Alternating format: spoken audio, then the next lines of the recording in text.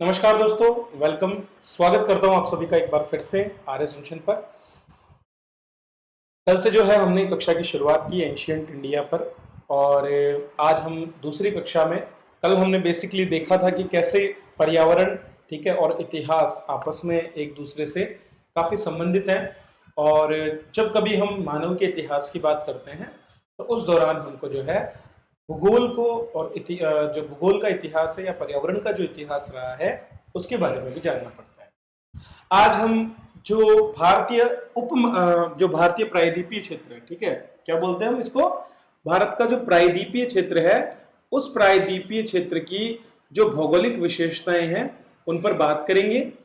ये विशेषताएं आप जिस तरह से ज्योग्राफी पढ़ते हो उस हिसाब से नहीं होगी। ये विशेषताएं दरअसल आपको लगेगा कि आप ज्योग्राफी में आगे बढ़ रहे हो, लेकिन ये आपके इतिहास को साथ में लेकर के चलेगी। ठीक है, तो 2 कक्षाओं में हम इसको पूरा करेंगे। डिटेल्ड पढ़ेंगे तो थोड़ा समय लगेगा, लेकिन एक बार अगर आप समझ गए तो आने वाली कक्षाओं में जब कभी मैं उन क्षेत्रों का जिक्र करूंगा तो आप आसानी से समझ जाओगे कि मैं किस क्षेत्र की बात कर रहा हूं। तो शुरुआती फंडामेंटल क्लासेस हैं और ये आपका बेस या आधार बनाती है। तो कोशिश करें, वैसे तो मैं आपको एप्लीकेशन पर सभी को नोट्स भी अवेलेबल करा रहा हूँ और हमारी आंसर राइटिंग भी शुरू हो जाएगी। तो देखो, आंसर राइटिंग कभी भी ऐसे नहीं कि बिना पढ़े आपने शुरुआत कर दी। कई लोग क्या करते हैं आजकल, डेली आंसर राइटिंग करते रहते हैं। आंसर राइटिंग कभी भी सॉल्यूशन नहीं है। दिमाग में कुछ होना चाहिए तब आंसर राइटिंग करोगे ना। तो उसके लिए पहले ढंग से पढ़ना, उसके बाद आंसर राइटिंग जितना भी करना है आप करें, खूब अपने दिमाग को उपयोग करें, लेकिन पहले जानकारी ले लें समग्र रूप से, तब जाकर के उसको हाथ लगाएं। ठीक है, तो फिर हर एक चैप्टर के बाद में मैं कुछ आपको प्रश्न दूंगा जिनके माध्यम से आप जो है अपनी तैयारी को आगे बढ़ा पाओगे। चलिए, तो आज आधारभूत भू आकृतिक विभाजन पर हम बात करेंगे। ठीक है, किसके? भारतीय प्रायद्वीपीय क्षेत्र के। प्रायद्वीप किसे बोलते हैं? ये प्रायद्वीप शब्द आपने कई बार पढ़ा होगा। सब कॉन्टिनेंट जो है इसको बोला जाता है। तो ये सब कॉन्टिनेंट जो है ये क्या है? सब कॉन्टिनेंट दरअसल ऐसे क्षेत्र को कहा जाता है जो 3 तरफ पानी से घिरा हो। एक तरफ स्थल से और 3 तरफ पानी से घिरा हुआ जो भी क्षेत्र होता है उसको हम प्रायद्वीपीय क्षेत्र कहते हैं। तो आप भारत का जब डिजाइन देखते हो तो आपको कुछ ऐसा दिखता है। एक और आपके अरब सागर है, एक और आपके बंगाल की खाड़ी, और तीसरी तरफ आपके हिंद महासागर से ये घिरा हुआ है, और इसीलिए ये प्रायद्वीपीय क्षेत्र है। और इसका एक जो उत्तरी भाग है वो किससे घिरा हुआ है? वो जो है स्थल क्षेत्र से घिरा है। तो 3 तरह की जो है चीजें हमको देखने को मिलती है। ये प्रायद्वीप हो गया। अगर कोई ऐसी बॉडी है जो चारों तरफ पानी से घिरी है उसको हम द्वीप कहते हैं। ठीक है, अगर कोई स्थान है जो चारों तरफ देशों से घिरा हो तो उसको हम लैंड लॉक्ड कहते हैं। जैसे कि अगर मैं मंगोलिया की बात करूं, ठीक है, या फिर मैं तजाकिस्तान, किर्गिस्तान, ऐसे देशों की बात करूं तो वो सारे क्या है? स्थल आबद्ध क्षेत्र माने जाते हैं। अलग अलग तरह के क्षेत्र हम इसमें पढ़ते हैं। तो प्रायद्वीपीय क्षेत्र क्यों है? क्योंकि एक प्रायद्वीप के रूप में लगता है कि द्वीप है, लेकिन द्वीप नहीं है, क्योंकि ये स्थल से जुड़ा हुआ क्षेत्र है। ठीक है, तो ये पूरा का पूरा क्षेत्र 3 ओर से समुद्र से घिरा है, इसलिए इसको हम प्रायद्वीप कहते हैं।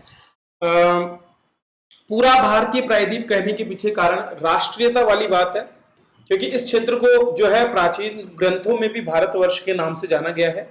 ठीक है, और बाद के दिनों में भी जो है अरबी लोगों ने और जो मुस्लिम्स आए उन्होंने इसको हिंदुस्तान, और उसके बाद में अंग्रेजों ने इसको इंडिया, क्योंकि इंडस रिवर जो है उसके पास में बसा हुआ क्षेत्र था। तो जो सिंधु नदी है, सिंधु या हिंदू, सिंधु शब्द बाद में है हो गया, सैको है का उच्चारण किया जाता है उसको लेकर के, तो सिंधु शब्द बोलते थे। ठीक है, उसको हिंदुस्तान कर दिया, और बाद में जो है इसी सिंधु को इंडस नाम जो है अंग्रेज देते थे, और इंडस का इंडिया हो गया। ठीक है, इस तरह से इसका नामकरण रहा। तो ये भारतवर्ष क्षेत्र है, प्रायद्वीपीय क्षेत्र है, जिसमें आपके वर्तमान क्षेत्र समय की अगर हम बात करें तो श्रीलंका, आपका जो है म्यांमार तक का जितना एरिया है, बांग्लादेश को मिलाकर के, नेपाल का क्षेत्र हो गया, इसके साथ ही तिब्बत का भी बहुत सा क्षेत्र उस समय थोड़ा बहुत सम्मिलित था, पाकिस्तान का कंप्लीट क्षेत्र, और अफगानिस्तान तक जो है इसका विस्तार देखने को उस समय मिलता था। अफगानिस्तान टच में था क्योंकि व्यापारिक गतिविधियां बहुत होती थी। तो ये सारा क्षेत्र इसमें सम्मिलित है। चलिए, तो शुरुआत करते हैं और इस क्षेत्र के बारे में, इसके बेसिक जियोमॉर्फोलॉजिकल डिविजन्स को हम पढ़ते हैं। ये इंग्लिश टर्म्स आप याद करते रहना, ताकि बाद में ये ना कहना पड़े कि गूगल ट्रांसलेट सही नहीं किया था।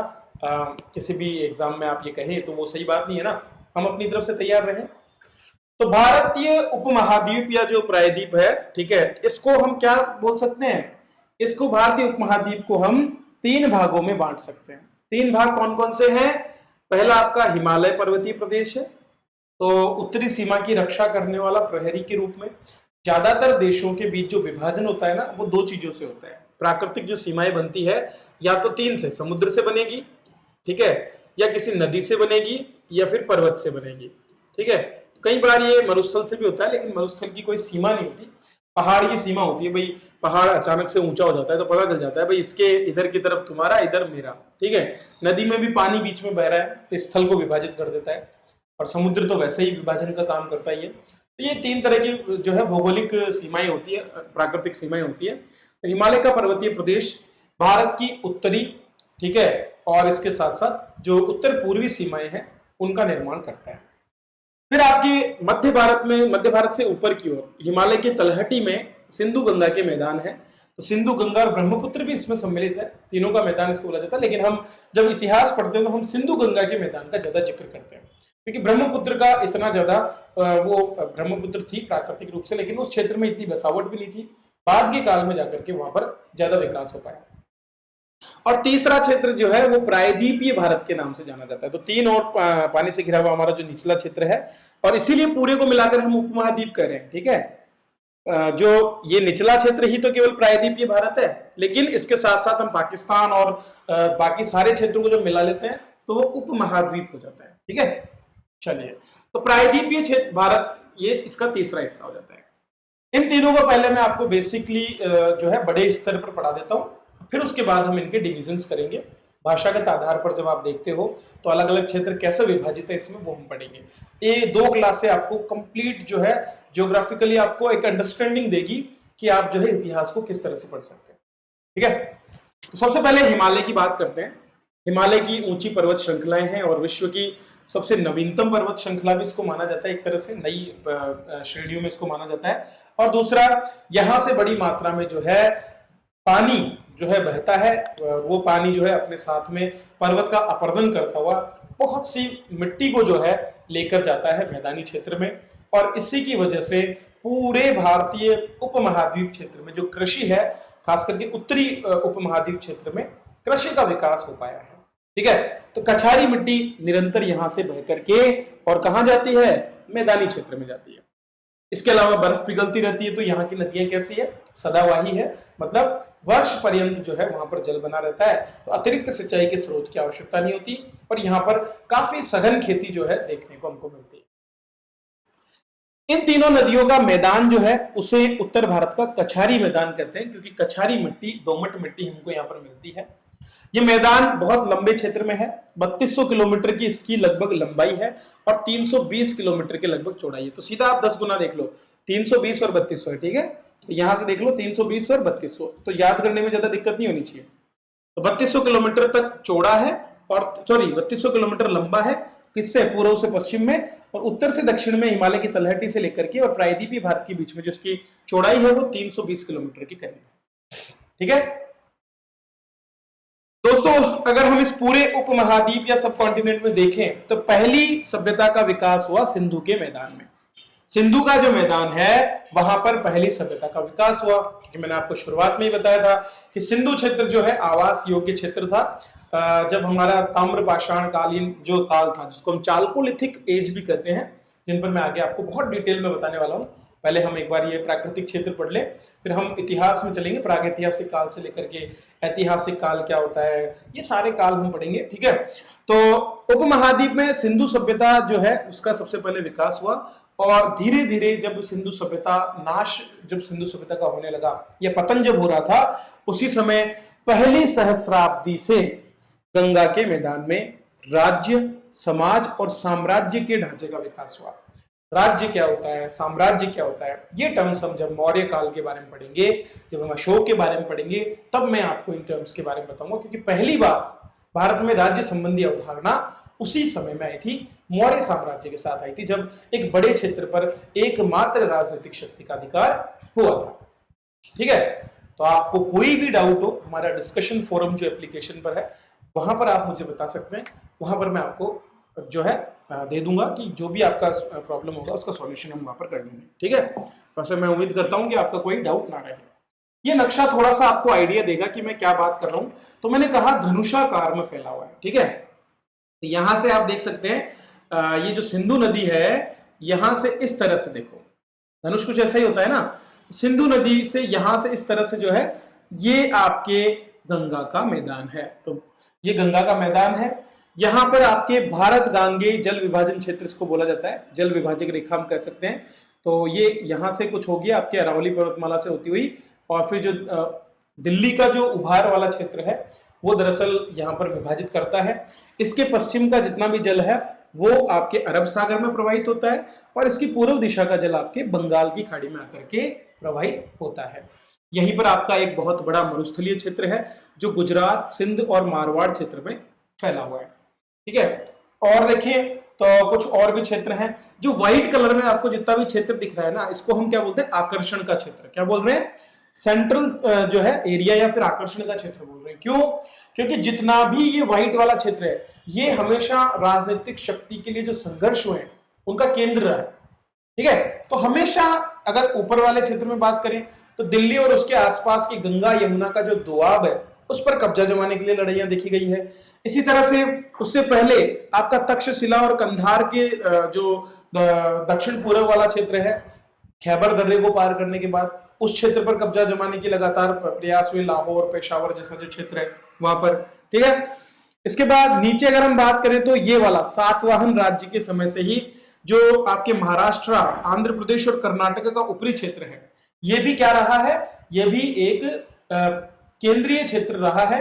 और जो तमिलनाडु वाला क्षेत्र है जो कि डेल्टा से निर्मित है, कावेरी नदी और इसके साथ साथ जितनी भी हमारी इधर नदियां हैं उनके डेल्टा से निर्मित है, तो वो क्षेत्र भी बहुत इंपॉर्टेंट यहाँ पर रहा है।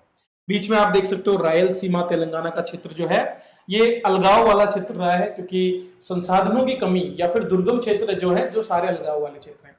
इसी तरह से यहाँ पर भी आप देख सकते हो पश्चिमी घाट का ज्यादातर क्षेत्र अलगाव वाले क्षेत्र के रूप में दिखाया गया है, सापेक्षिक अलगाव वाले क्षेत्र के रूप में। मारवाड़, सिंध और गुजरात को बंद गली का क्षेत्र बताया गया है, मतलब ये अपनी एक अलग ही एंटिटी हो जाती है। इस पर फिर आप कब्जा करते हो, फिर छूट जाता है, फिर आप कब्जा करते हो। मालवा क्षेत्र भी एक जो है आपके सापेक्षिक अलगाव का क्षेत्र है, कभी सम्मिलित हो जाता है, कभी अलग हो जाता है, फिर सम्मिलित हो जाता है, फिर अलग हो जाता है। लेकिन आपको पता है ना, सिंध और मारवाड़ की कहानी बिल्कुल अलग है, सिंध और मारवाड़ बिल्कुल हमेशा से अलग ही रहे हैं। इसी तरह से आपके बंगाल के आगे वाला जितना भी क्षेत्र है वो भी आपके एक अलगाव वाला क्षेत्र रहा है, जहां तक हमारी राजनीति नहीं पहुंचती है। कोई भी आक्रमणकारी आकर के बंगाल तक रुक जाता है, किसी किसी ने प्रयास किया है, बाकी सब यहीं तक रहते हैं। ठीक है, चलिए। इसी तरह बीच में आपके बहुत से क्षेत्र हैं जो भी कभी राज्य में सम्मिलित हैं, कभी नहीं है, इस तरह से उनमें चेंजेस होते रहे। तो ये भारत का एक प्राकृतिक क्षेत्र का हमने 3 भागों में जो विभाजित किया है, उसमें आपकी की पूरी हिमालय पर्वत श्रृंखला जो कि अरुणाचल प्रदेश से होकर के नेपाल होती हुई और आपके जम्मू कश्मीर वाले पूरे क्षेत्रों को कवर कर दिया है। फिर आपके हिंदू कुश होते हुए आपके सुलेमान और किरथर जो पर्वत श्रेणियां हैं वो कंप्लीट इसको एक प्राकृतिक सुरक्षा प्रदान करती है, जो उपमहाद्वीप है उसको।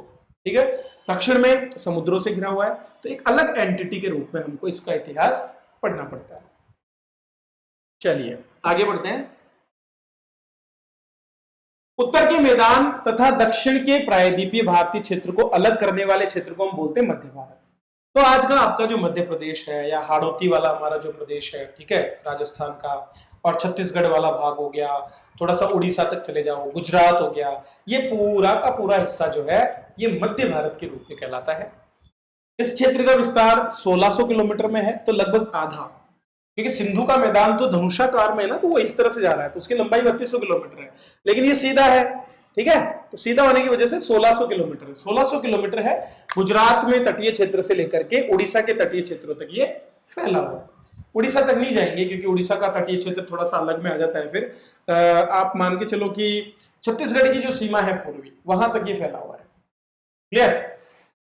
इस क्षेत्र की बात अगर हम करें तो इस क्षेत्र में पश्चिमी प्रदेश जो है, इस क्षेत्र का जिसकी मध्य भारत वाले की बात कर रहे हैं, इसके पश्चिमी प्रदेश में अरावली की पहाड़ियां हैं, आगे मैं बताऊंगा आपको। और इन अरावली की पहाड़ियों की वजह से 2 क्षेत्र अलग हो रहे हैं, क्योंकि अरावली की पहाड़ियां आपकी कुछ इस तरह से है। ठीक है, यहां पर आपका सिंधु का मैदान है, ठीक है, और इसके यहां पर आ जाता है आपका प्रायद्वीपीय भारत। तो अरावली की पर्वत श्रेणियां मुख्य रूप से इतिहास की दृष्टि से जिन 2 क्षेत्रों को अलग करती है, उनमें एक तो सिंधु नदी का मैदान है और दूसरा प्रायद्वीपीय भारत है। ठीक है, ये गंगा और सिंधु को अलग नहीं करती है। पंजाब क्षेत्र जो है ना गंगा और सिंधु को अलग करता है। ठीक है, दिल्ली वाला जो क्षेत्र है वो उसको अलग करता है। ये अब अरावली पर्वतमाला किसको अलग करती है? सिंध प्रदेश को, ठीक है, और प्रायद्वीपीय भारत को, या फिर रेगिस्तानी प्रदेश को और पठारी प्रदेश को अलग करने का काम ये करता है। इसके मध्य प्रदेश में छितराई हुई सी बहुत सी पहाड़ियां आपको मिलेगी, और यहाँ की पहाड़ियों की खासियत है कि ज्यादा ऊंचाई नहीं है, कम श्रेणी की जो है कम ऊंचाई वाली पहाड़ियां हैं, और अपरदनात्मक गतिविधियों से बहुत प्रभावित भी है। लंबी पुरानी पहाड़ियां हैं क्योंकि प्रायद्वीप की पहाड़ियां हैं। तो आपका हिमालय तो बहुत नवीन पर्वत है, लेकिन प्रायद्वीप के पहाड़ तो जब आपका आपने पढ़ा भी होगा किस तरह से पेंजिया और पैंथालासा में गोंडवाना लैंड टूटता है और फिर वो भारत की तरफ बढ़ता है, टैथिस सागर का कवर करते हुए वो जो है भारतीय क्षेत्र से आकर जुड़ता है, ये सारा हमने पढ़ा है। ठीक है, यूरेशिया में, तो आप ज्योग्राफी में इसको पढ़ते हैं। ठीक है, तो विंध्याचल और सतपुड़ा की पर्वत श्रेणियां हैं, और पूर्वी क्षेत्र में छोटा नागपुर का पठार है। मैंने कल भी बताया था, छोटा नागपुर का पठार लोहे और पत्थर के लिए उसने बहुत काम किया, खास करके हमारे पाटलिपुत्र के लिए। और कुछ हिस्सा इसका बिहार, बंगाल और उड़ीसा में फैला हुआ है, पूरा का पूरा नागपुर का पठार। इस क्षेत्र को हम 4 प्रदेशों में बांटते हैं। पहला प्रदेश है उदयपुर और जयपुर के बीच राजपूताना। पहले प्रदेश को क्या बोलते हैं? उदयपुर और जयपुर के बीच का राजपूताना। तो ये जो आपके अरावली पर्वतमाला है ना, इसके थोड़ा सा जो है पूर्वी क्षेत्र भी है, और इसके साथ पूरा पश्चिमी क्षेत्र, ये सारा का सारा राजपूताने में आता है, मालवा क्षेत्र से ऊपर का। फिर आता है मालवा का पठार, इसके जस्ट साथ में ही जो है समांतर में मालवा का पठार है, जो कभी अवंती के नाम से प्रसिद्ध था। आज हम इस अवंती को उज्जैन कहते हैं। 16 महाजनपद में से अवंती भी एक हुआ करता था। ठीक है, इसके बाद में विदर्भ या नागपुर के आसपास का क्षेत्र। विदर्भ क्षेत्र आपके महाराष्ट्र में आ जाता है। नागपुर के आसपास के क्षेत्र को हम विदर्भ क्षेत्र के नाम से जानते हैं। विदर्भ क्रिकेट टीम भी है, आपने सुना होगा। और उससे थोड़ा और पूर्व में चलते हो तो छत्तीसगढ़ का मैदान आता है। तो गंगा की जहां उत्तरी दिशा में तो कौशल जो है जनपद था, दक्षिण में दक्षिण कौशल क्षेत्र उसको बोला जाता है। कौशल का ही विस्तारित रूप हम इसको बोलते हैं। तो छत्तीसगढ़ का मैदान दक्षिण कौशल के नाम से पहले जाना जाता था। ये कुछ विशेष चीजें हैं, अभी मैप में और दिखा दूंगा तो आपको क्लियर हो जाएगा। चलिए, इस पूरे क्षेत्र में जिस मध्य भारत की मैंने बात की है, इस मध्य भारत में बीच बीच में बहुत सी पर्वत श्रृंखलाएं हैं, नदी घाटियां हैं। ठीक है, और दुर्गम मार्ग है। आज भी आप देखोगे वहां से जब ट्रेन जाती है तो बहुत सी गुफाएं हमको क्रॉस करना पड़ता है, जो आज बनी है, लेकिन पहले के समय में इतना सरल नहीं हुआ करता था, बहुत समय लग जाता था आक्रमण करने में। तो दुर्गम मार्ग होने के बावजूद भी क्षेत्र जुड़े हुए हैं बहुत सी घाटियों के माध्यम से, और आपस में एक दूसरे के साथ इनका व्यवहार भी रहा है, इनमें संधियां भी हुई है, आपस में एक दूसरे को कब्जा करने का प्रयास भी आगे राजाओं ने लगातार किया है। इस क्षेत्र से 2 नदियां बहती है, एक नर्मदा और ताप्ती है, मध्य भारत में बहती है। नर्मदा और ताप्ती दोनों ही द्रुतगामी नदियां हैं, और ये अपना जल अरब सागर में छोड़ती है। दोनों ही नदियां घाटी में बहती है। नर्मदा तो ब्रंश घाटी का एक बहुत बड़ा उदाहरण है। ठीक है, तो घाटी में बहती है, तेजी से बहती है और अरब सागर में गिरती है। मध्य भारत का जो दक्षिणी हिस्सा है, पूरे मध्य भारत का जो हमने देखा, उसका दक्षिणी हिस्सा जो आपके विंध्याचल और सतपुड़ा पर्वत है, उनका दक्षिणी हिस्सा, वहां से शुरू होता है आपका प्रायद्वीपीय भारत। सर महाराष्ट्र वाला जो क्षेत्र है वहां से प्रायद्वीपीय भारत शुरू हो जाता है, और वो नीचे आपका फिर समुद्र तट तक जाता है। केरल और जो तमिलनाडु है, कन्याकुमारी तक का पूरा क्षेत्र प्रायद्वीपीय भारत में आता है। ये जो प्रायद्वीपीय भारत है, इस प्रायद्वीपीय भारत का ढलान कैसे है दोस्तों? इसका ढलान कुछ इस तरह से है। ठीक है, पश्चिम से पूर्व की ओर। तो इसीलिए इसकी जितनी भी नदियां हैं प्रायद्वीपीय भारत से निकलने वाली, वो नदियां अपना जल स्रावित करती है कहां पर? बंगाल की खाड़ी में। ढलान के हिसाब से होगा। तो ये वाला तटीय क्षेत्र ऊंचा है, ये वाला तटीय क्षेत्र नीचा है। ठीक है, याद रखना हमेशा। तो ये जो पठारी चट्टानी संरचना है, इसका झुकाव पश्चिम से पूर्व की तरफ है, इसलिए नदियां कहां गिरती है? बंगाल की खाड़ी में। 4 नदियां हैं, महानदी, गोदावरी, कृष्णा और कावेरी। ये चारों नदियों पर भी हम बार बार बात करेंगे, और इनकी बहुत बड़ी भूमिका भी हमको देखने को मिल रही है। महानदी आपकी जो है बंगाल की खाड़ी में जो है जल प्रवाहित करती है, और इसके बाद में आपकी गोदावरी आती है, महाराष्ट्र से बहती हुई आंध्र प्रदेश में। फिर उसके बाद कृष्णा आती है, कर्नाटका और बाकी क्षेत्रों से बहती हुई। ये देखो, गोदावरी और कृष्णा की बहुत बड़ी भूमिका आपको देखने को मिलेगी। ये आपके मध्यकाल में खास करके बहुत से युद्धों के दौरान और सीमाएं निर्धारित करने में बहुत बड़ा योगदान देगी, गोदावरी और कृष्णा। किस तरह से? वो हम पढ़ेंगे जब हम विजयनगर साम्राज्य पढ़ेंगे, ठीक है, और बाकी जितने भी दक्षिणी सल्तनत के राज्यों के बारे में पढ़ेंगे तब। इन नदियों के मुहानों पर, इन नदियों के मुहानों पर जलोढ़ मैदान जो है वो बने हुए हैं। तो पठार को काटते हुए बड़ी मात्रा में जो है उपजाऊ मिट्टी को ये लेकर जाती है और उसको कहाँ विस्तारित करती है, आंध्र प्रदेश के तटीय मैदानों पर। और वहां से जो है बहुत सी संस्कृतियां विकसित हुई है। उन संस्कृतियों के नाम पढ़ते पढ़ते आप परेशान हो जाओगे, इतने नाम उनके हैं, ठीक है, और अलग अलग कालखंड में छोटे छोटे उनके रोल हैं, लेकिन जब उनसे प्रश्न पूछ लिए जाते हैं तो हम नहीं कर पाते हैं क्योंकि बहुत ज्यादा घिचपिच सा हो जाता है। लेकिन अगर हम सही तरीके से पढ़ते हुए चलेंगे ना क्रमबद्ध रूप से, तो सब आप पढ़ लोगे, कोई दिक्कत नहीं आएगी।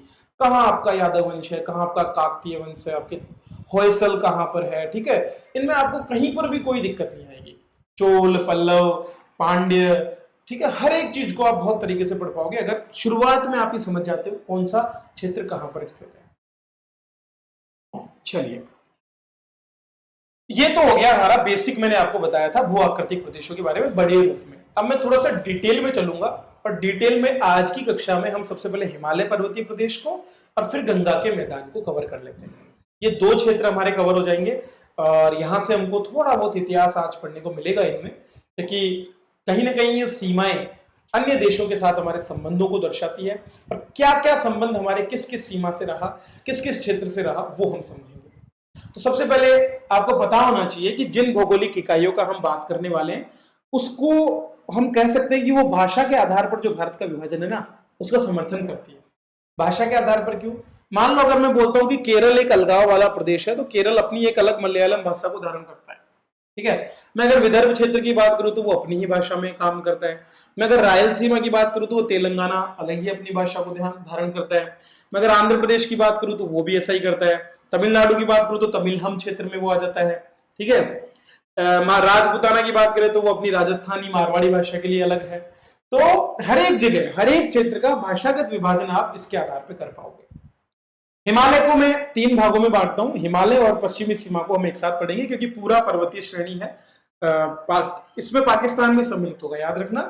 हम वर्तमान भारत की बात नहीं कर रहे हैं, हम प्रायद्वीपीय भारत की उपमहाद्वीप की बात कर रहे हैं, क्योंकि जिस समय ये घटनाएं घटित हो रही थी तब भारत पूरा एक राष्ट्रीय इकाई के रूप में था, ठीक है। तो पूर्वी हिमालय, मध्यवर्ती हिमालय और पश्चिमी हिमालय। पूर्वी हिमालय के साथ हम शुरुआत करते हैं। ये आप चित्र देख सकते हो भू आकृतिक प्रदेशों का। मैं थोड़ा सा आपको इसको डिटेल में बता देता हूं, ऐसे आपको दिख नहीं रहा होगा, ठीक है। चलिए, यहां से हम शुरुआत करते हैं भू आकृतिक प्रदेशों की। सबसे ऊपर से सबसे ऊपरी क्षेत्र आपका जम्मू एवं कश्मीर है, ठीक है। इसके बाद में आपका पंजाब और कुमाऊं का हिमालय क्षेत्र आ जाता है। ये आपका नेपाल क्षेत्र आ जाता है। इधर आपका भूटान हो गया, ठीक है। यहाँ पर अरुणाचल प्रदेश के नीचे जहां से आपकी नदी बहती है ब्रह्मपुत्र, उसको असम घाटी प्रदेश बोलते हैं, पूरा असम वाला क्षेत्र। और इसके दोनों तरफ, इस घाटी के दोनों ओर असम हिमालय, एक तो अरुणाचल प्रदेश में, एक गारो खासी जयंतिया की पहाड़ियां, ठीक है। ये पूरी घेरी हुई है इसको, किसको? आपकी जो ब्रह्मपुत्र नदी बहती है ना, ब्रह्मपुत्र नदी को पूरा घेरे हुए। यहां से बहुत से आपके दर्रे निकलते हैं, उन पर मैं आगे चर्चा करूंगा। फिर इसके बाद में आपका डेल्टा आ जाता है, जहां पर ब्रह्मपुत्र और गंगा नदियां मिलकर के पश्चिम बंगाल के मैदानी क्षेत्र का निर्माण करती है। इससे बीच में आपका मध्य गंगा मैदानी क्षेत्र आता है, जहां गंगा और यमुना दोनों का संगम होता है और बहुत ही अत्यंत उपजाऊ क्षेत्र है। पंजाब हरियाणा का मैदानी क्षेत्र पंच आब, आब शब्द नदी के लिए प्रयोग होता है, जिससे दोआब शब्द जो है दो नदियों के लिए, दो आब के बीच का क्षेत्र, दो नदियों के बीच का क्षेत्र दोआब होता है। इसी तरह पंजाब क्या है? पंच नदियों के बीच का क्षेत्र जो है वो पंजाब है, ठीक है। ये आपका राजस्थान और मरुस्थल क्षेत्र। बीच में आपका मालवा का उत्तर पश्चिमी पठार आ जाता है। फिर छत्तीसगढ़ के क्षेत्र का उत्तर पूर्वी पठार, ठीक है। पूरा का पूरा क्षेत्र आपका, इसमें छोटा नागपुर और सब सम्मिलित है। दक्षिण या दक्कन का पठार, दक्कन या लावा का पठार। देखो हम देखो प्रायद्वीपीय भारत को जब पढ़ेंगे ना तो दो रूपों में पढ़ेंगे, एक तो दक्कन क्षेत्र और एक पढ़ेंगे सुदूर दक्षिण। दो नाम पढ़ेंगे हम बार बार, एक तो दक्कन क्षेत्र और एक सुदूर दक्षिण। तो दोनों अलग अलग एंटिटीज के रूप में हमको पढ़ना पड़ता है।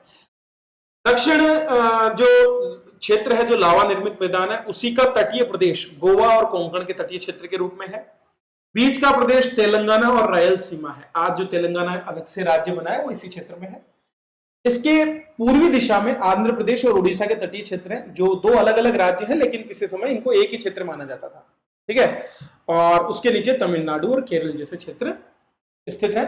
इसके अलावा कुछ छोटे छोटे क्षेत्र जैसे सिक्किम, दार्जिलिंग, शिलोंग का पठार, त्रिपुरा का मैदान, ये सारे आपके उत्तरी क्षेत्र में, जो उत्तर पूर्वी क्षेत्र है वहां पर स्थित है। तो ये चित्र आपको बहुत कुछ बताता है इन क्षेत्रों के बारे में। ठीक है, चलिए आगे बढ़ते हैं।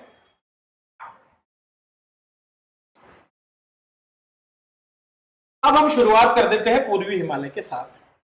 दोस्तों, पूर्वी हिमालय पर्वत श्रृंखला ब्रह्मपुत्र नदी जो है उसके पूर्व में, देखो मैं आपको यहां बना देता हूं तो आपको यहां से आइडिया लग जाएगा कि मैं क्या बात करने जा रहा हूं। ठीक है,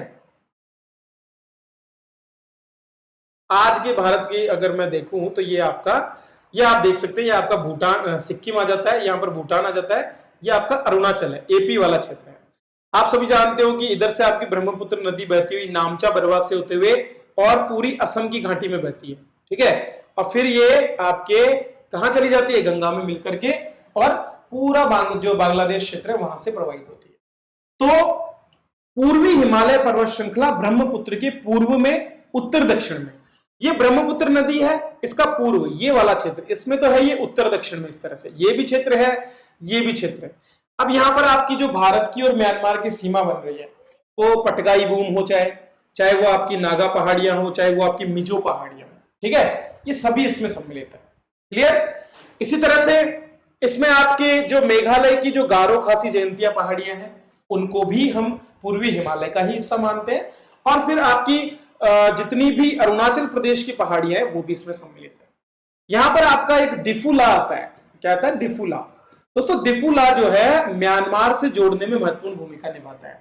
मतलब यहां से आपके म्यांमार के साथ में और जो दक्षिण पूर्व एशिया है उसके साथ में हमारा पूरा व्यापार होता था।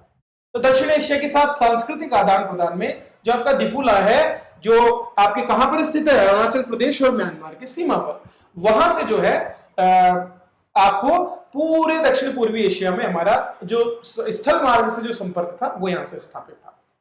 इसके बाद में आपके सिक्किम से दो आप पढ़ते हैं, एक तो नाथुला दर्रा आपने बहुत बार सुना होगा, और एक जलीपाला। ये दो दर्रे भी इस दुर्गम क्षेत्र में, जो कि बहुत ही कठिन क्षेत्र इसको माना जाता है, इस दुर्गम क्षेत्र से चीन को जोड़ने में हमारी मदद करते थे। तो चीन यहां से हमारे साथ जुड़ा हुआ था, और हमारे जितना भी व्यापार चीन के साथ था, चाहे सांस्कृतिक आदान प्रदान हो, आप पढ़ते हैं मौर्य काल से लेकर के आगे के बहुत से काल में चीन के बहुत से यात्री जो है हमारे यहाँ पर आते हैं, हमारे यहाँ से भी जाते हैं, क्योंकि पहली शताब्दी में चीन में भी एक वंश, हान राजवंश जो है उसका उद्भव हो चुका था, और ये वही हान राजवंश है जिसका तत्कालीन रेशम रोड, ठीक है, सिल्क रूट जो था उस पर कब्जा था। तो ये सिल्क रूट जो है, ये दरअसल यहां से तो नहीं था, आपके जो नेपाल क्षेत्र है वहां से सिल्क रूट हमारे यहाँ आता था, और बंगाल में जो तामलुक है, ठीक है, तामलुक बंदरगाह होता था उस समय, ताम्रलिप्ति जिसको बोला जाता था, कई बार आपको ताम्रलिप्ति शब्द देखने को मिलेगा। तो तामलुक या जो ताम्रलिप्ति बंदरगाह है उस क्षेत्र तक जुड़ता था। फिर वहां से दक्षिणापथ होते हुए, सॉरी, उत्तरापथ और दक्षिणापथ दोनों मिलते थे। उत्तरापथ होते हुए आपकी नदी के सहारे सहारे रास्ता, फिर आपके आगे हस्तिनापुर को जोड़ते हुए, और फिर आपके तक्षशिला होते हुए, वहां से बैक्ट्रा होते हुए काशगर को जोड़ता था। तो एक पूरा राउंड सर्कल जो है पूरा भारतीय पर्वत श्रृंखला के चारों तरफ सिल्क रूट का बनता था। सिल्क रूट पर भी हम आगे डिटेल में चर्चा करेंगे, बेसिक में थोड़ा सा बता देता हूं आपको, ठीक है। तो ये यहाँ इसका ये महत्व है, और पूरा का पूरा जो सांस्कृतिक आदान प्रदान हो, चाहे व्यापारिक आदान प्रदान हो, चीन और दक्षिण पूर्व एशिया के साथ स्थल मार्ग से, वो यहां से होता है। इस पर्वत श्रृंखला में दर्रे हैं जो इसको संभव बनाते हैं। मध्यवर्ती हिमालय भूटान से लेकर पाकिस्तान के चित्राल तक है। सेकंड हिस्सा जो है मध्यवर्ती हिमालय का, वो कहां से है, ये मान लो हमारा भूटान है, ठीक है, ये आपका नेपाल क्षेत्र हो गया, और ये हमारा भारत का क्षेत्र हो गया, ठीक है, ये भारत का क्षेत्र हो गया। तो यहां से भूटान से लेकर के, ये भूटान वाला क्षेत्र, ये हमारा सिक्किम आ गया, यहां से लेकर के पूरा कंप्लीट ये जो प्रदेश है, कंप्लीट प्रदेश, ये सारा कहां तक, हिंदू कुश पर्वत श्रृंखला तक। हिंदू कुश पर्वत श्रृंखला के पास ही जो है आपके चित्राल पर्वत श्रृंखला है जिसको बोला जाता है, और इसको तिमिर चीर बोला जाता है। और तिमिर चीर है या चिमिर तीर है वो मैं समझ नहीं पा रहा, पर तिमिर चीर बोलते हैं इसको। तिमिर चीर मतलब, तिमिर किसको बोलते हैं, अंधेरे को, अंधेरे को चीरने वाला, ऐसा नाम है।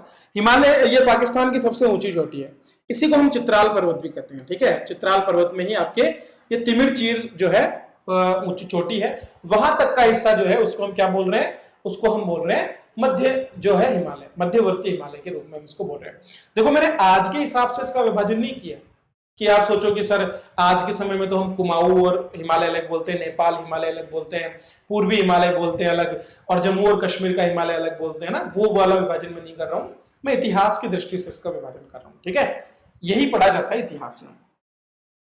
तो ये पूरा का पूरा क्षेत्र जो है आपके तिब्बत का जो पठार है, तिब्बत का पठार कुछ यहां पर स्थित है, उस तिब्बत के पठार के दक्षिणी सीमा पर स्थित है, जिसको आप जिसके जस्ट पास में आपका पामीर का पठार है, यहाँ पामीर का पठार, यहाँ तिब्बत का पठार, और इसके नीचे हिंदुकुश पर्वत श्रेणी। ठीक है, ये इस तरह से क्षेत्र है और बहुत ही महत्वपूर्ण क्षेत्र इनको माना जाता है। पामीर का पठार तो जो है विश्व की छत भी कही जाती है, सबसे ऊंचा पठार जो है वो पामीर का पठार है। तो तिब्बत के पठार की दक्षिणी सीमा पर स्थित है, और प्राचीन भारत और तिब्बत के बीच जितने भी व्यापारिक संबंध थे वो आपके इस नेपाल, उत्तराखंड, हिमाचल प्रदेश और जितने भी आपके दर्रे हैं, खरदुंगला हो जैसे कि आपके लद्दाख क्षेत्र में, या फिर जितने भी दर्रे आपके उत्तराखंड और हिमाचल प्रदेश में उनके थ्रू, या फिर नेपाल के दर्रों के थ्रू होकर के, और यहाँ पर इनसे व्यापार होता था। ये हो गया आपका मध्यवर्ती हिमालय। अब आता है सबसे महत्वपूर्ण जो है क्षेत्र। देखो वैसे हम नहीं पढ़ते इसको, जब हम हमारा हिमालय पढ़ते हैं तब इस क्षेत्र को पढ़ते ही नहीं, लेकिन जब हम इतिहास पढ़ेंगे तो ये क्षेत्र बहुत इंपॉर्टेंट है, क्योंकि यही वो क्षेत्र है जिसने भारत को लंबे समय तक गुलाम बनाने में सबसे महत्वपूर्ण रोल निभाया।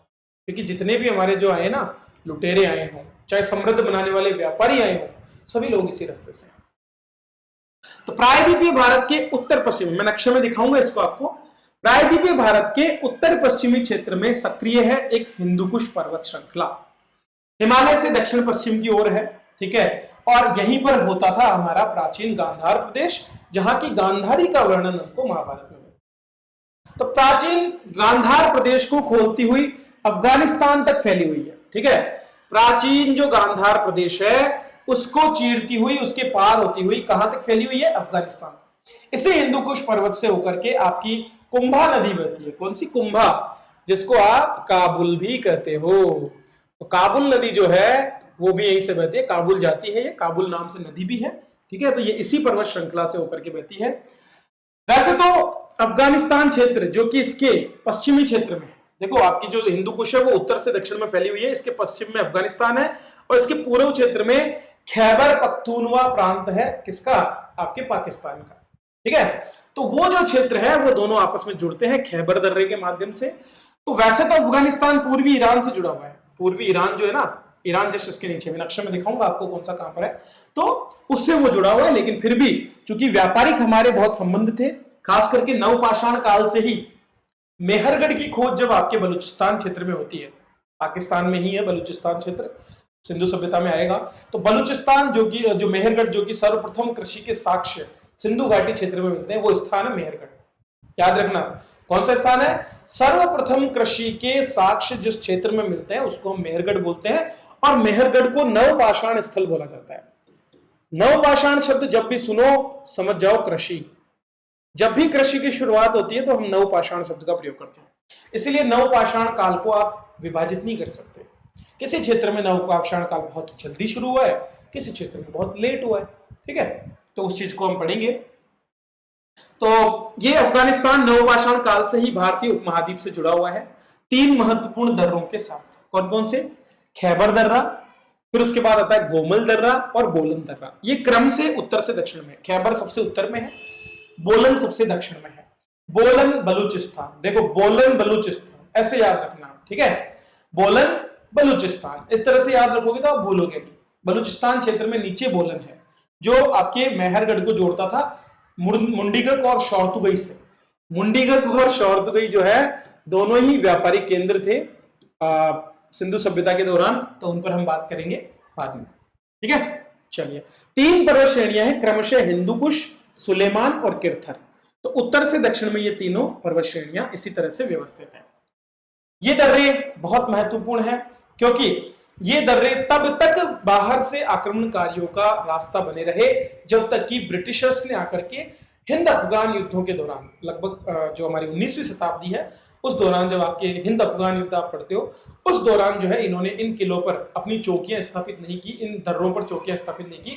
तब तक ये खुले के खुले रहे और बड़ी मात्रा में यहाँ से पश्चिमी आक्रमणकारी हो, व्यापारी हो या फिर हमारी संस्कृति का प्रभाव, वो सब अरब क्षेत्र से यहाँ पर कनेक्टिविटी देता था। अगर ये नहीं होता तो इनको पार करना बड़ा मुश्किल था।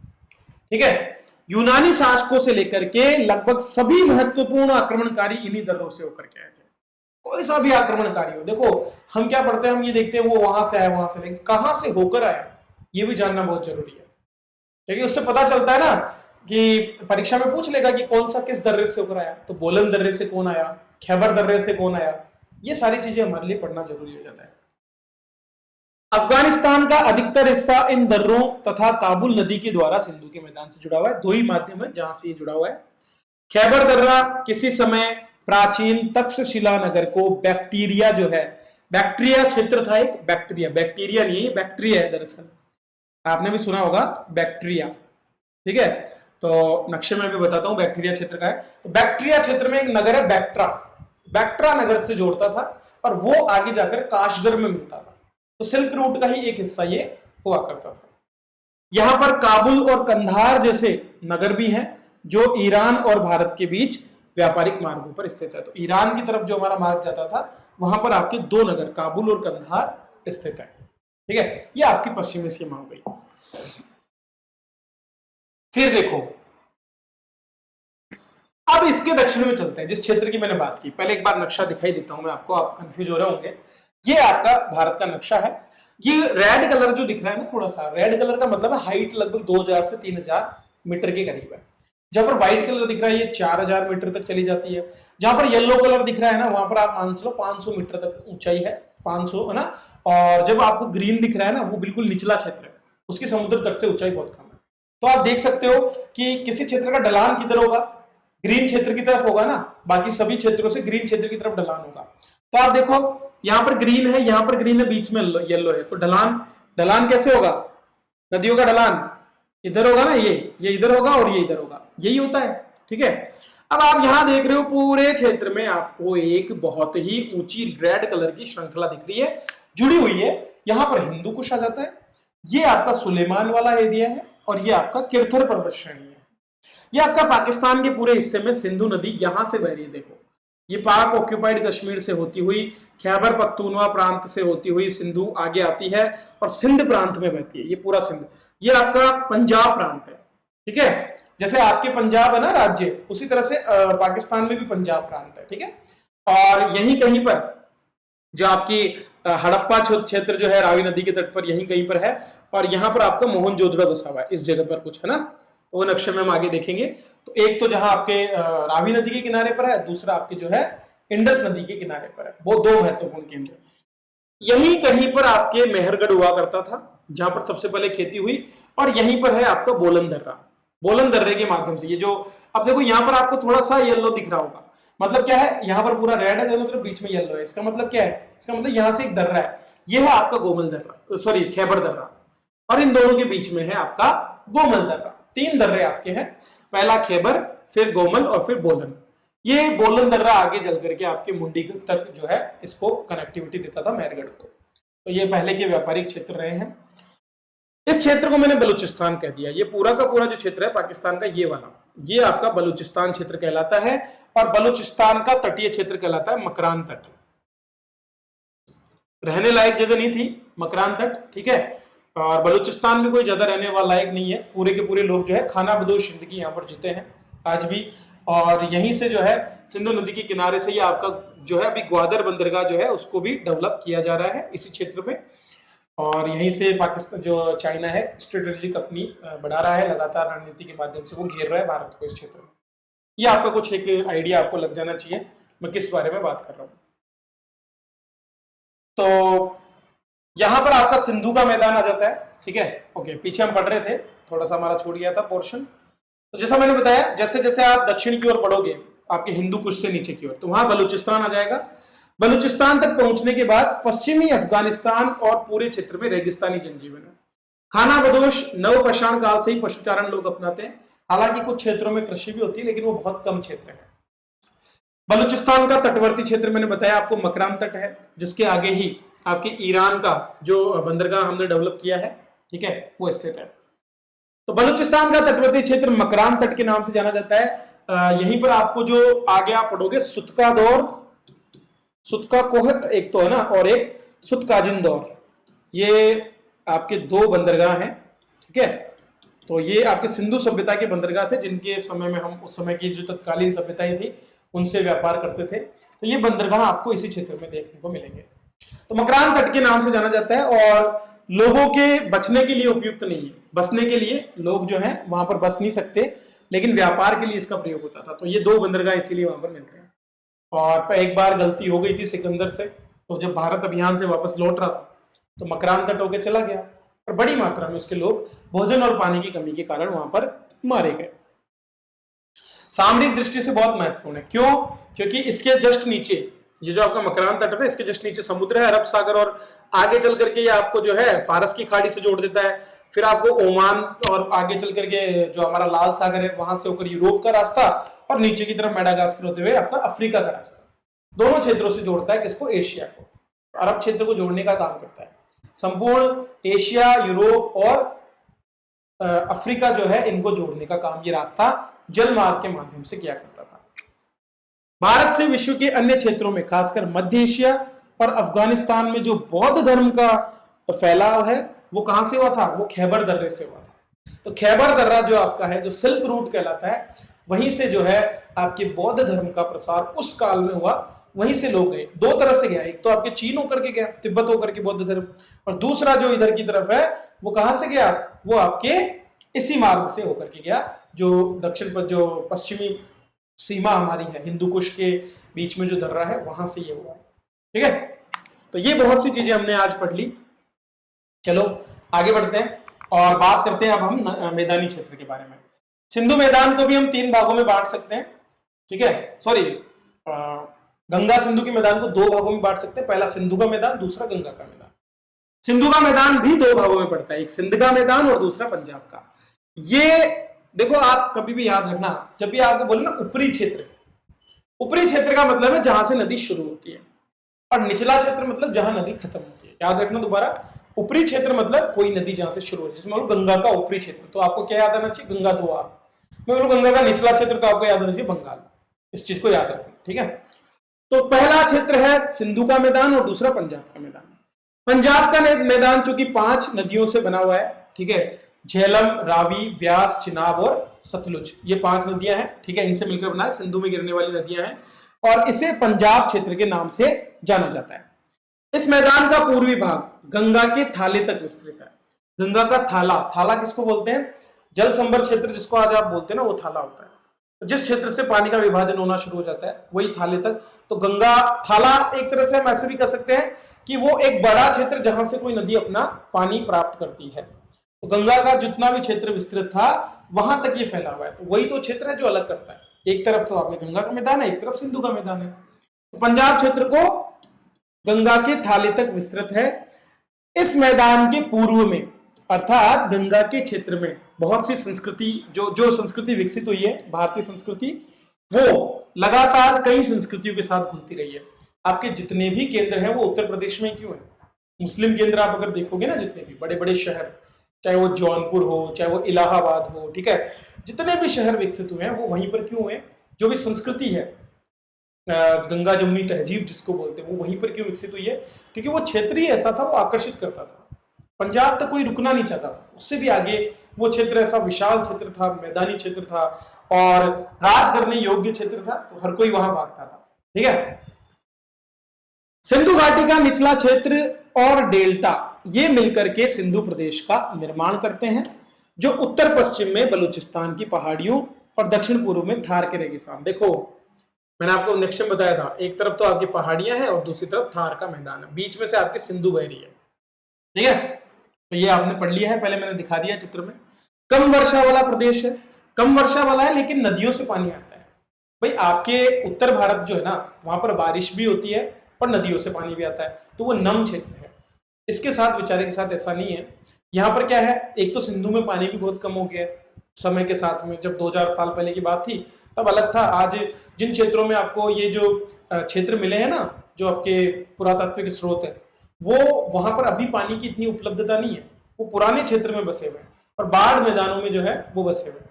लेकिन गंगा के क्षेत्र में क्या है, गंगा में खुद भी क्षेत्र में बारिश होती है और उसके साथ साथ ऊपर से भी पानी काफी बहकर आता है। केवल एक नदी जो है, जैसे आप देखो मिस्र की नील नदी है, वो सहारा मरुस्थल से होकर के बहती है, ठीक है, लेकिन वो अपने आसपास के क्षेत्र में ही हरियाली देती है और बाकी क्षेत्रों को कवर नहीं कर पाती, ठीक है। क्यों? क्योंकि वही बात आ जाती है, वहां पर जो जलवायु वो शुष्क है। सेम टू सेम यहां सिंधु के साथ भी है। तो जलोढ़ भूमि उपजाऊ है और बड़ी मात्रा में चावल और गेहूं उत्पादित होता है सिंधु क्षेत्र में भी। क्षेत्र में भारतीय उपमहाद्वीप की पहली नगरीय संस्कृति का विकास हुआ था। दो प्रमुख नगर हड़प्पा और मोहनजोदड़ो, हड़प्पा पंजाब क्षेत्र में है और सिंध जो है क्षेत्र में आपका मोहनजोदड़ो है, ये दोनों यहां पर स्थित है। चलिए अब हम बात करेंगे गंगेटिक नॉर्थ इंडिया के बारे में, गंगा का जो नॉर्थन क्षेत्र है उसके बारे में। फिर से कहूंगा, हम बात कर रहे हैं इतिहास की दृष्टि से, भूगोल की दृष्टि से नहीं, क्योंकि इतिहास को हम भूगोल की दृष्टि से पढ़ने की कोशिश कर रहे हैं केवल, यार भूगोल की वजह से क्या क्या परिवर्तन हुए या क्या क्या बदलाव हुए।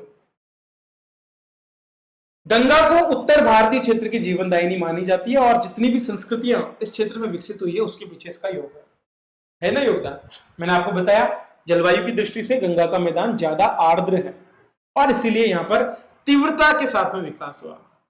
सिंधु गंगा का विभाजक कौन है? मैंने आपको बताया था अरावली पर्वत।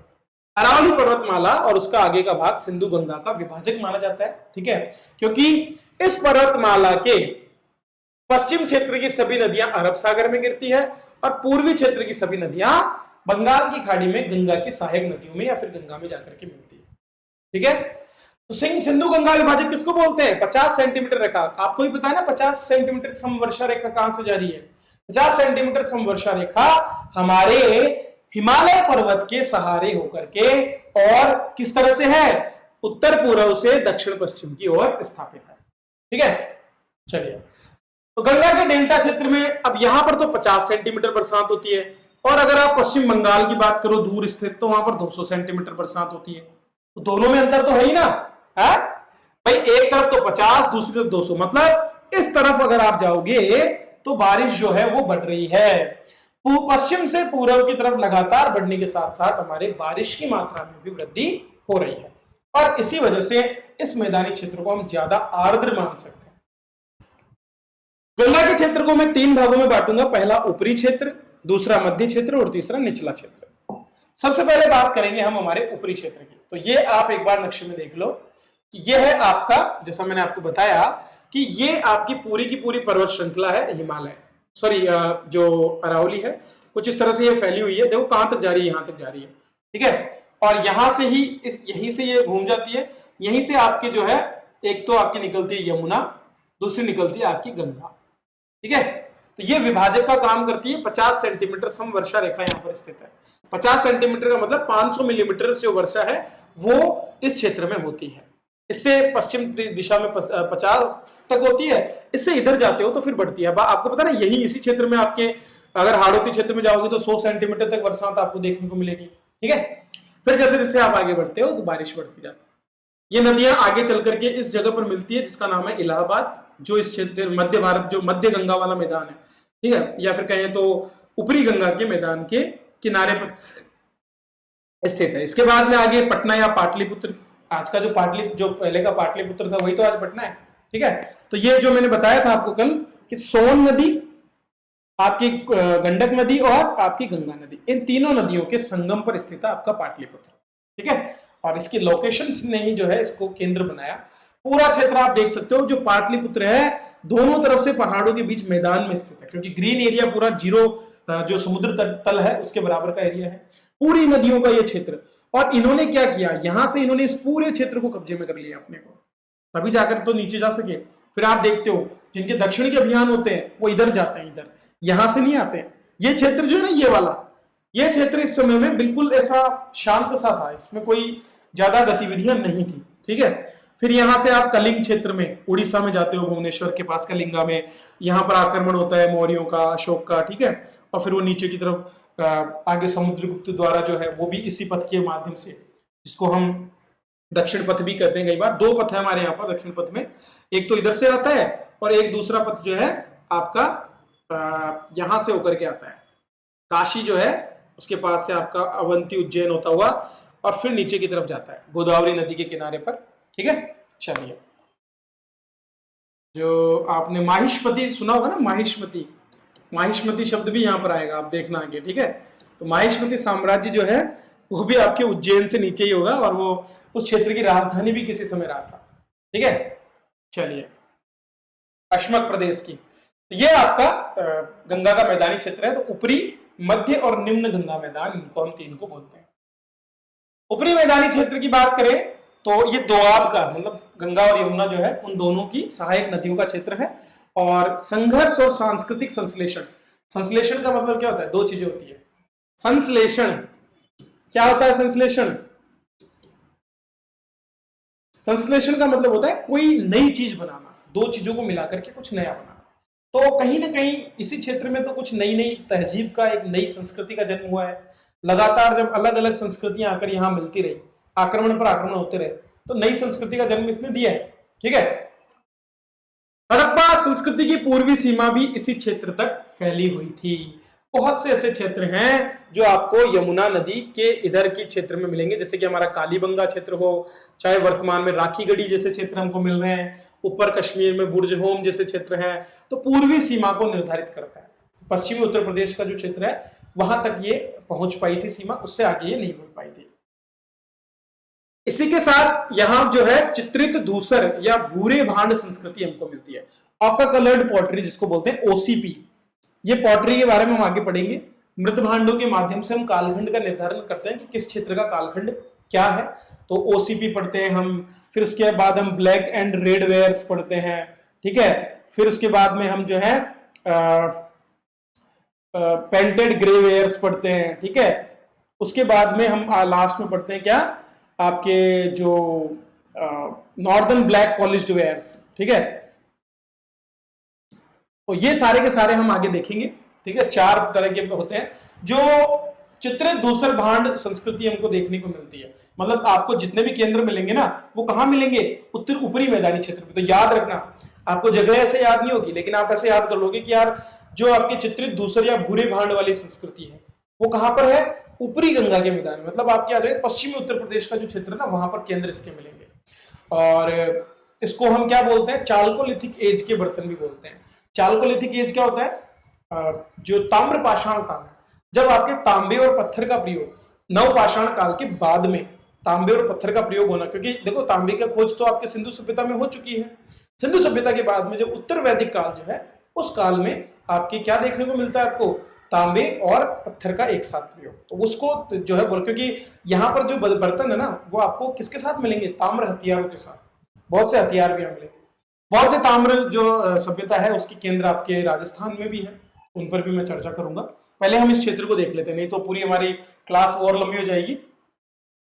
उत्तर वैदिक काल का महत्वपूर्ण केंद्र इलाहाबाद भी है, जिसको हम प्रयाग काल करते थे। ठीक है, जहां पर गंगा और यमुना का संगम है, वो भी इस दोआब की सीमा पर स्थित है। मैदान का मध्य क्षेत्र अगर हम बात करें तो पूर्वी उत्तर प्रदेश और बिहार तक फैला हुआ है। 6ठी शताब्दी में मगध, कौशल, काशी इस तरह के जनपद यहीं पर विकसित हुए थे।